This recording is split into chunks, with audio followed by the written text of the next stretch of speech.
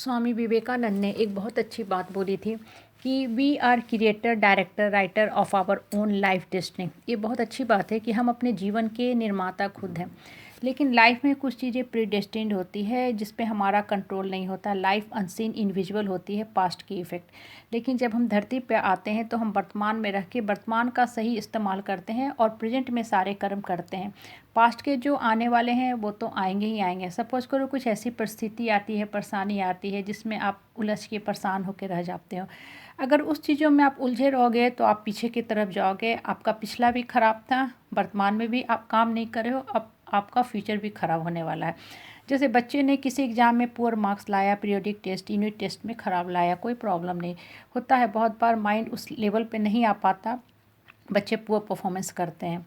अब आप उसको सोचते रहोगे तो आपका अगला भी जो एग्ज़ाम है ख़राब हो जाएगा। आप अच्छे से पढ़ो, मेहनत करो। अब जो आप अच्छे से मेहनत करोगे, काम करोगे, वो आपका भविष्य बनाने वाला है। लाइफ हमेशा वर्तमान के कर्म पे चलती है।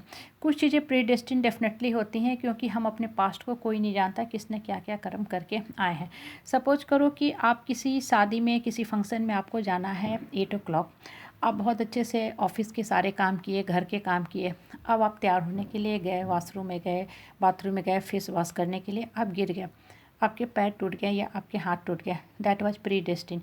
ये आपके हाथ में नहीं था, आपके हाथ में सिर्फ कर्म करना था, कर्म की गति। अब आपका हर चीज़ पे कंट्रोल है नहीं। आप गिर गए, आपका शादी में जाने का, फंक्शन में जाने का काम ड्रॉप हो गया, आप बिस्तर पे पड़ गए, प्लास्टर लेके आप बैठ गए 1 महीने के लिए। एक तरीका है कि आप रोते रहो, बिलखते रहो, 10-5 हमेशा रिश्तेदारों को बुलाओ, सबके साथ बैठ के अपने जो घाव हैं, जख्म है, उसको कैंसरस करो।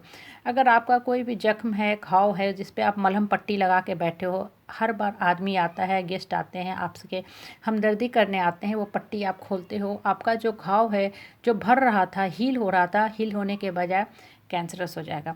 इसलिए लाइफ में हमेशा जीवन को सही दिशा दो, सही दिशा में उपयोग करो, समय का सही उपयोग जानो। नई डिस्नी लाइफ के लिखो। आपके पैर टूट के ओके फाइन, लेकिन आपने अपने मन की दशा, सोच की दशा बदल ली। आपने मार्केट से बहुत अच्छे अच्छे ज्ञान की किताब मंगाई, पॉजिटिव बुक मंगाए, सेल्फ हेल्प बुक मंगाए, पर्सनालिटी डेवलपमेंट की बुक मंगाए, स्वामी विवेकानंद की बुक मंगाए। और ये जो 1 मंथ का टाइम था, आपने बड़ा अच्छा इसको यूज किया। आपका विस्डम बढ़ा, ज्ञान बढ़ा, नॉलेज बढ़ा, आपके अंदर की फाटक खुली, आपको कर्म सिद्धांत का बोध हुआ, आपका अंतर्मन जागृत हो गया। जो 1 महीना आपके लिए एक बहुत पनिशमेंट था, हाथ पैर टूट के लेके बैठना, अब आपने उस चीज़ को सही इस्तेमाल किया। आफ्टर कटिंग द प्लास्टर, कटने के बाद आप बहुत अच्छा फील कर रहे हो, रिलैक्स फील कर रहे हो। आप कहीं ना कहीं ऊपर वाला को शुक्रिया अदा कर रहे हो कि शायद डे टू डे लाइफ में जो हम ऑर्डिनरी मंडेन लाइफ जीते हैं, उसमें कभी भी हमारे पास इतना समय नहीं होता है कि हम ये सारी किताब जो है बैठ के पढ़ें।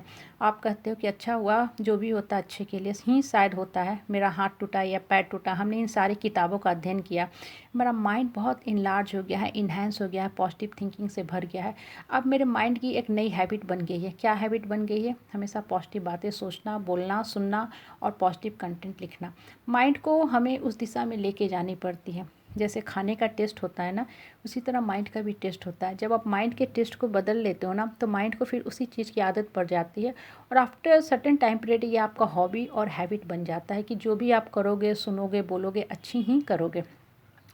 कुछ चीज़ें हमारे आउट ऑफ कंट्रोल होती है जिस पे हमारा कंट्रोल नहीं होता है। सपोज करो कि आपका बर्थ हुआ है एक फैमिली में जहाँ जेनेटिकली लोग थोड़ा डार्क कम्प्लेक्सन के हैं।